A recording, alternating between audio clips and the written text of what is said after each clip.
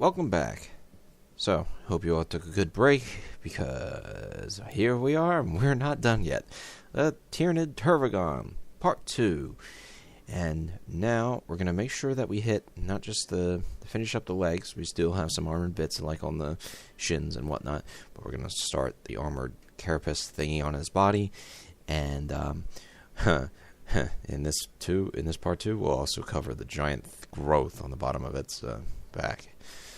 So to start, if anyone remembers part 1, maybe you all saw it, but we're going to use that Macragge red. I believe this. I think that's actually an ultramarine color for Space Marines, but yeah, I find it very nice for how I'm going to transition this blue into yellow and to green and such. So while that Macragge is drying, we're going to apply that INCUBI green on the very edge of this, well, armored piece. And we're going to make sure to cover as much of it as possible.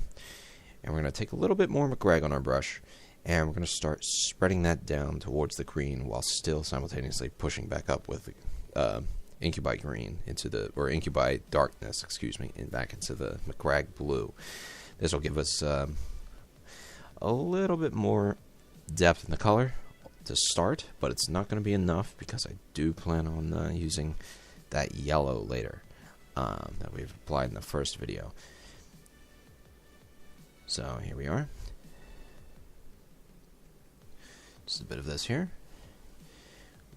Make sure to wash off the this much Macragge that got too close to the edge, and from here we're going to quickly jump ship while it's still drying.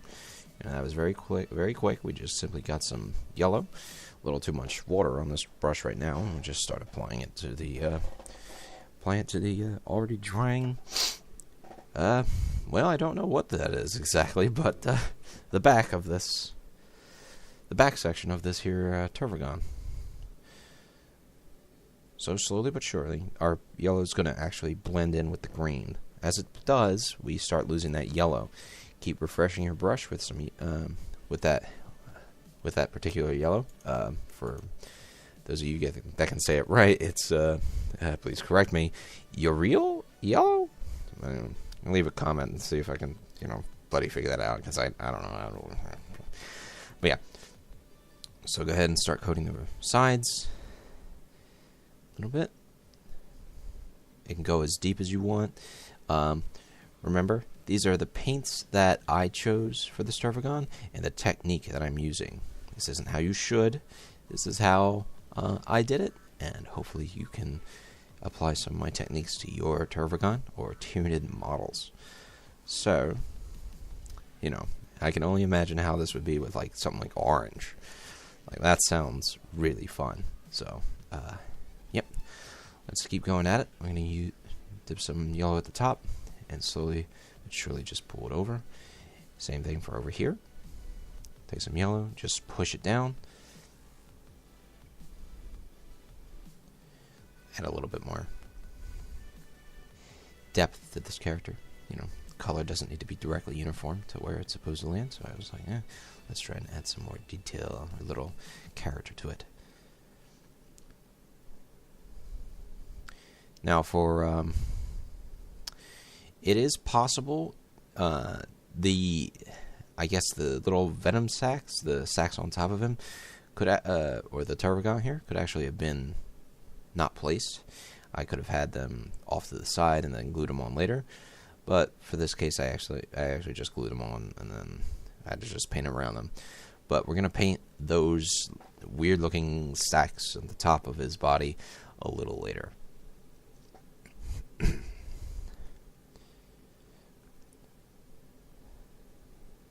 So, for those stacks, I'm going to use that Incubus Red, or Incubus Darkness.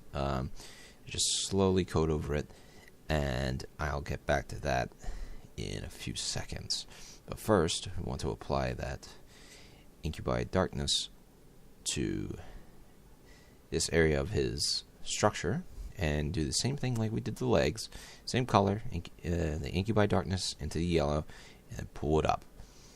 Now for this, I decided I didn't like the simple INCUBI darkness there, so I ended up going with a little bit of a mix of the Macragge blue and the INCUBI darkness to just do the exact same thing like I did to the feet, to those stacks or whatever they are, these spines that are up there, and slowly transition them down into a new color.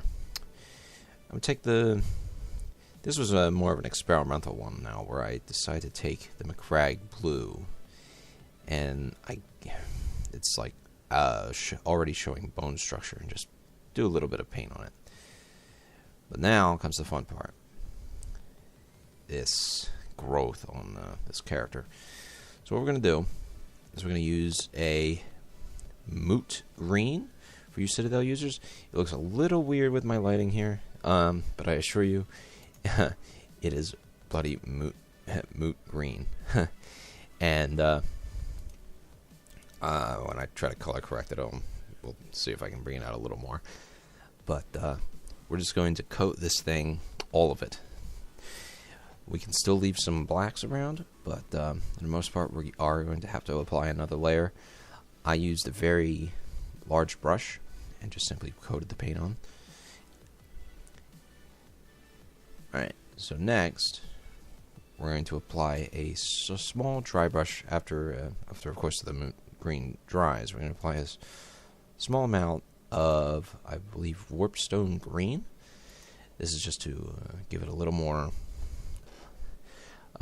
keep that darkness, but not completely going to black.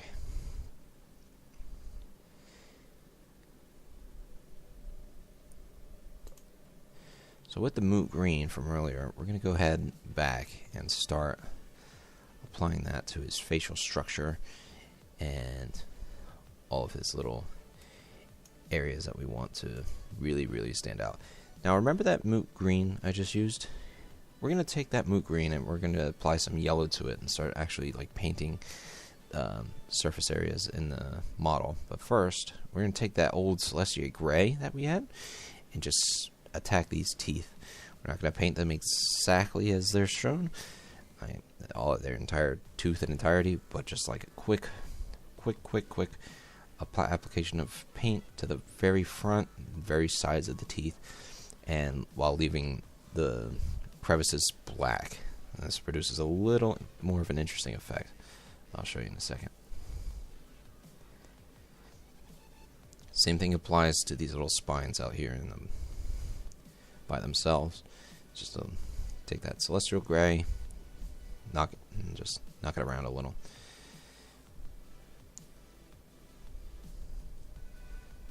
There we go. And like I said, you're going to try and mix that Moot Green and some of that yellow to get the next result that we want for the... I showed you a little bit of a preview of what I was doing, but now we're going to actually start applying it. So about... this is a tough one. I'd say it was a half-half split. Half Moot Green, half of the Yriel Yellow. And it produces this icky, slimy color. And we're going to use that to gently coat over the areas that have like holes and little structures in them. We don't necessarily have to cover the little spines coming out here. We just want some of that to show through a little. It produces that, just that extra bit of icky effect.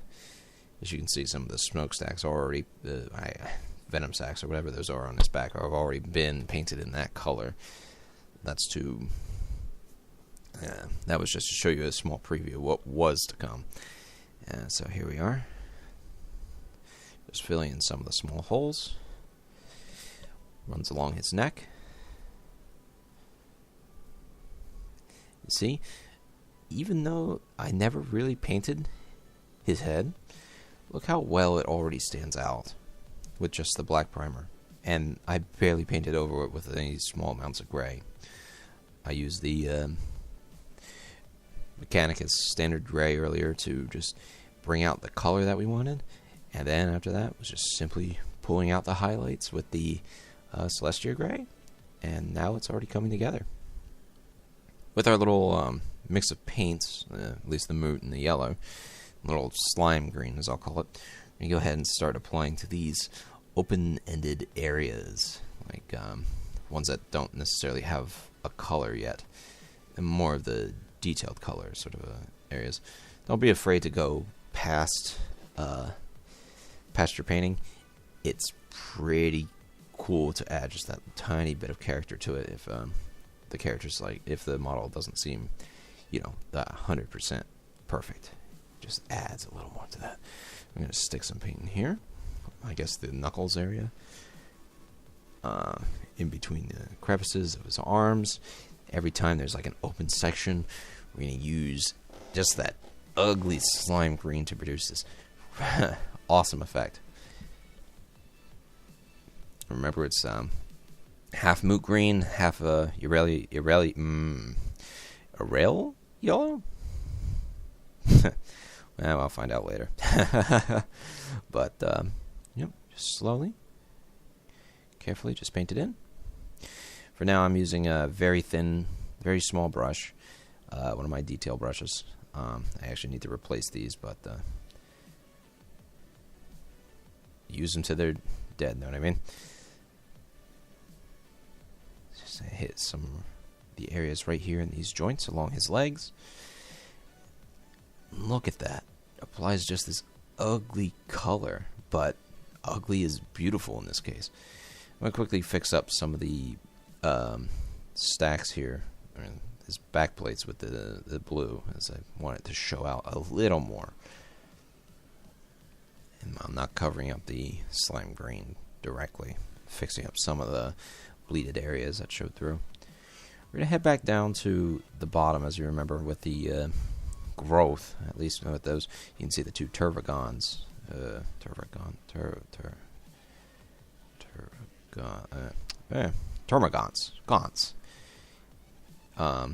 There we go. I was going to figure out their names.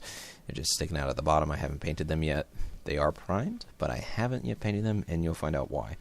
We're going to be taking the slime green, and we're going to go to town on the bottom, this growth piece here. Simply find the stiff ridges of the model, the cast of the model, any small bumps in the area, any sharp stops in the texture, and we're just going to apply any amount of paint to that section and simply just let it ride the cracks. On the very bottom of the model, we're going to take a little bit of water and we're going to start just hammering down as much paint on the surface area. This is to produce this little effect that this is like the absolute inside. It's like the icky, gross, what you'd expect. I don't know, like, trying to think of like my whole setting here was kind of like a xenomorph kind of a thing, with the alien and the face huggers and all them creepy little buggers. But yeah, that's kind of the slime color blood that I was going for, kind of thing. So taking our little mix of Moot Green and the Yriel Yellow, we're gonna take I'm gonna take my biggest brush and just start applying everything to this character, to the Tervigons.